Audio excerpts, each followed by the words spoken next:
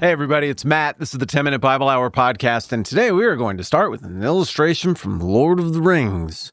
We have to be judicious when deploying Lord of the Rings likewises, though, because I'm told this is a little bit overused by people who talk about the Bible, preachers. I guess it's people who like the Bible also really like Lord of the Rings, and we don't want to be a cliche. So I'm only doing this because it's exactly the right likewise for today.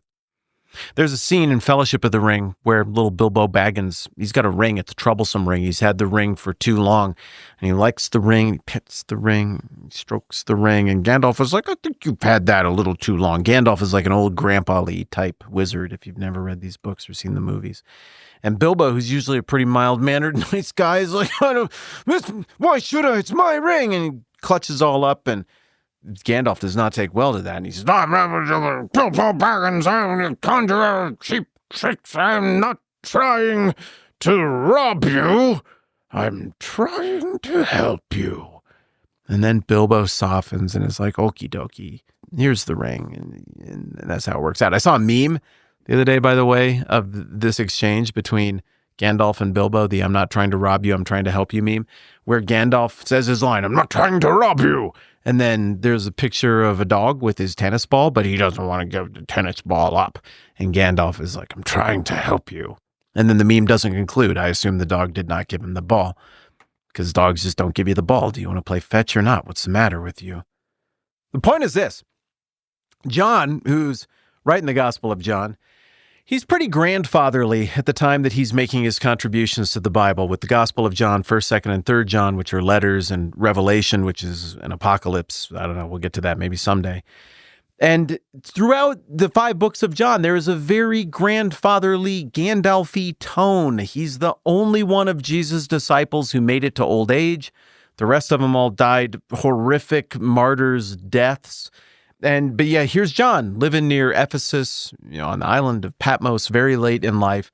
He's writing this stuff down, and just all of that vim and vigor of youth is gone, and it's replaced by the patience of a gentle old man who knows what it is to get things right and get things wrong. And I love the gentle urging and tone of John, and I feel like we're getting that gentle urging here at the beginning of John with this prologue, especially as it pertains to the Jewish portion of John's audience, who John is trying to convince that Jesus is their Messiah. They should believe in Jesus, and by believing, they would have life in his name. And so to accomplish this, John, in his prologue here, is using some Greek imagery, some Greek philosophical imagery, but he's also depending really heavily on the Old Testament because he's trying to gently help the clutched up, bitter, resistant, I don't want to believe in Jesus. He seems really good, but I don't want to believe in him because if I do, I got to give up on Moses and I got to give up on the law, and it might be a violation of the second commandment. He's trying to coax them out of that bent in on themselves, ring-clutching posture that they've assumed. Surely, the early Jewish audience was like, don't bother me about the Jesus thing. You're trying to rob me of my religion. You're trying to rob me of my love of Moses. You're trying to rob me of my law. You're trying to rob me of my obedience to the second commandment, which is the one about idolatry and not worshiping other gods. But along comes old man Gandalf, John, and he's like, I'm not trying to rob you, Jewish audience. I'm trying to help you. And one of the ways that he does that is throughout the Gospel of John. There is a very patient unfolding of this theme of Moses and the law actually pointing to Jesus. I'm not trying to rob you. I'm trying to help you. Here, Jewish audience members, look more closely at this. Moses liked Jesus. Moses is Team Jesus. Moses is pointing to Jesus all along the way. And the first hint that we get of that is right at the end of the prologue here in John 1. It says, from the fullness of his grace, we have all received one blessing after another. For the law was given through Moses. Grace and truth came through Jesus Christ. Oh, well, those are both good. The law is good and grace and truth is good. This isn't any kind of adversarial framing that, John, can you hear me banging my knuckles together? I make fists and then I pound them together when I say adversarial habitually. If you know what to listen for, now you'll know that I'm doing that in future episodes. There's no conflict here between Moses and Jesus. It's the first framing. Well, the original audience was probably like, no, there's a ton of conflict. Okay, so John's now introduced the idea that he's not trying to rob the audience. He's trying to help them. And as we go along, we see another Moses reference right over here. And it happens when Jesus is calling the first disciples. This is in John 1, I don't know. Let's start in verse 40. Andrew, Simon Peter's brother, was one of the two who heard what John had said and who had followed Jesus. The first thing Andrew did was to find his brother Simon and tell him, "We have found the Messiah," that is, the Christ. And he brought him to Jesus. What a line that is. Jesus looked at him and said, "You are Simon, son of John. You will be called Cephas," which translated is Peter. The next day, Jesus decided to leave for Galilee. Finding Philip, he said to him, "Follow me." Philip, like Andrew and Peter, was from the town of Bethsaida. Philip found Nathanael and told him, "We have found the one Moses wrote about in the law and about whom the prophets also wrote, Jesus of Nazareth, the son of Joseph." And then the funny line here is, "Nazareth, can anything good come from there?" Nathanael asked. "Come and see," said Philip. You see what old man Gandalf John is doing here? Gently leading his Bilbo-like audience to stop clutching their ring. He's like, look, here's some guys. They're like you. They're Jewish. They're trained on the same stuff that you guys are trained on. They had the same concerns you had.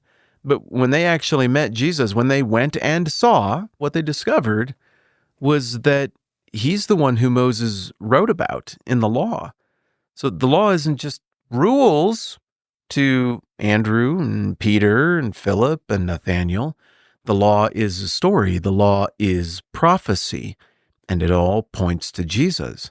I think it's remarkable how early on in the book of John we get this kind of a confession of who Jesus is versus how late we get that kind of a confession in Matthew. Now, the confession that we get here in John 1 is not as robust as Peter's confession in Matthew 16, but I still just think it's amazing that John is going to front load a scene like this. Why? Because I think he's Gandalfing his audience. He's being very gentle and patient with people who are all twisted up inside and resisting Jesus. In John 5, Jesus does a miracle and it upsets the religious leadership. And Jesus gives this long talk. And Jesus gets to the end of his speech and he says, "But do not think that I will accuse you before the Father. Your accuser is Moses, on whom your hopes are set. If you believed Moses, you would believe me, for he wrote about me. But since you do not believe what he wrote, how are you going to believe what I say?" Now, at that point, we're at about the quarter turn of the Gospel of John, and old man Gandalf he's bowed up a little bit, in that scene. "Oh, do not take me a conjurer of cheap tricks." He bows up first, and then he's gentle. There's an ebb and a flow with Gandalf. He's a very dynamic character. And here, Jesus is kind of gone big with them. He's confronting the Jewish leadership. He's confronting that Jewish mindset that says, no, what it looks like you are would be a violation of the second commandment. It would require us to reject our goat, our greatest of all time, Moses. It would require us to reject the law. And Jesus is saying, no, if you reject me, you are rejecting Moses. You are rejecting the law. And the one who's going to testify in opposition to you is the one who you're calling the greatest of all time. The goat is the one you're saying you're so loyal to. Turn one page in John 6. Now there's a crowd gathered around and Jesus is teaching, and they want a sign. So they asked him, "What miraculous sign then will you give that we may see it and believe you? What will you do? Our forefathers ate the manna in the desert, as it is written, he gave them bread from heaven to eat." And Jesus said to them, "I tell you the truth, it is not Moses who has given you the bread from heaven, but it is my Father who gives you the true bread from heaven. For the bread of God is he who comes down from heaven and gives life to the world." And this is a very important passage that we're going to unpack very thoroughly when we get there. But what initiates this very important passage about Jesus being the bread of life? Well, it's Moses. It's the manna in the desert. That was a pretty cool thing that happened out there on Moses' watch. But Jesus is saying his thing is a bigger deal, that his thing is the completion of what was set in motion or illustrated out there in the desert. Now I'm bouncing around a little bit, but just to stay in that theme, over in John 3, verses 14 and 15, which is obviously right before the ultra-famous John 3:16, Jesus here is talking to Nicodemus, a Jewish religious leader who's come under cover of night. This guy would be a point of view character for John's audience here, who he's trying to Gandalf into letting loose of the ring. And Jesus here says, "No one has ever gone into heaven except the one who came from heaven, the Son of Man. Just as Moses lifted up the snake in the desert, so the Son of Man must be lifted up, that everyone who believes in him may have eternal life." Let me just read a little more. "For God so loved the world that he gave his one and only Son, that whoever believes in him shall not perish, but have eternal life." This just seemed weird to not read it when you're right by the most famous verse in the whole Bible. Again, the idea is, hey, Jewish dude who loves the law and loves Moses and doesn't want to violate the second commandment. Remember when that serpent got lifted up in the desert and how cool you thought it was that Moses was used by God to do that? Okay, well, that's pointing to me, Jesus is saying. And all of this points to the love of God, and the love of God is manifest in me, Jesus, being here, tabernacling among you. So this is a good little taste, a good little sample of how John, the evangelist, is so patient with his audience here. You can see his hands are kind of up and he's coming at them gently. He's open for an embrace. Hey, hey, hey, hey, hey, hey, hey, hey, hey. Calm down. Everything you say you care about, those are good things to care about. I'm not here to rob you of those things. I'm not here to take those things from you. I'm here to help you see where all of those things are going and what they were all pointing to. You're a little twisted up right now. I get it. I've been there. I'm here to help. John is not here to ruin the Old Testament or besmirch Moses or make fun of the law or invite people into idolatry for his new religion. No, John is beautifully making the case to, I believe, a larger global audience at the same time that he's beautifully making the case to a specific part of his audience, Jewish people who cared about these things very much and were afraid that they would be deprived of them if they followed Jesus. And John is saying to them and to us, no, this is what it is to follow Jesus. Moses pointed to Jesus. The law points to Jesus. And to acknowledge Jesus and worship him is to positively obey and keep the second commandment. One other thing, and this is weird. I had a camera running from a thing I was doing earlier today, so I just left it on for the recording. I've never video recorded an episode of this ever before, but I did today, and I thought, you know what? Those of you who support the program at Patreon, you might enjoy the video version of this. Don't get me wrong. I'm not going to get carried away and make this a thing or anything. But if you want to see the video version, I'll put it over there and you can. Could be fun.